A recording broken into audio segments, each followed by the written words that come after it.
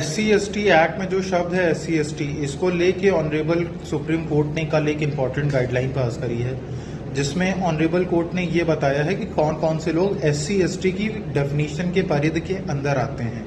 Honourable court ने इस judgement को 3 पार्ट में डिवाइड किया है। पहला पार्ट कि SC/ST कौन होते हैं, तो इसको लेके ऑनरेबल कोर्ट ने कहा है कि जो लोग आर्टिकल 341, आर्टिकल 342,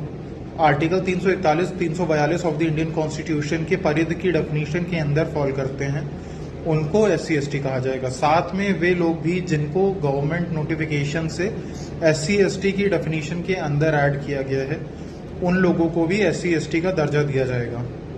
साथ ही में ऑनरेबल सुप्रीम कोर्ट ने ये क्लियर किया है कि 3 जो धर्म हैं, सिख, बौद्ध और हिंदू, इन 3 धर्म के अलावा कोई और इंसान SC/ST का दर्जा नहीं ले सकता है। इसके अलावा सुप्रीम कोर्ट ने सबसे लास्ट में ये कहा है कि अगर आपको ये चेक करना है कि कोई इंसान अगर ST है, अगर वो ट्राइबल है,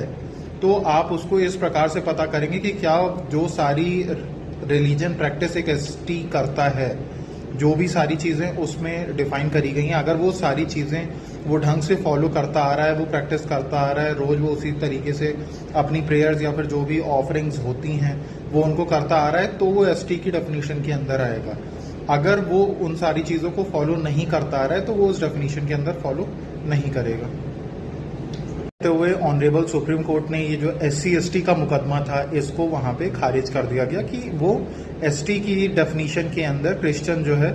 एक ईसाई जो है, वो SC/ST की डेफिनेशन के अंदर नहीं फॉल करेगा। यही कहते हुए ऑनरेबल सुप्रीम कोर्ट ने SC/ST का मुकदमा खारिज कर दिया।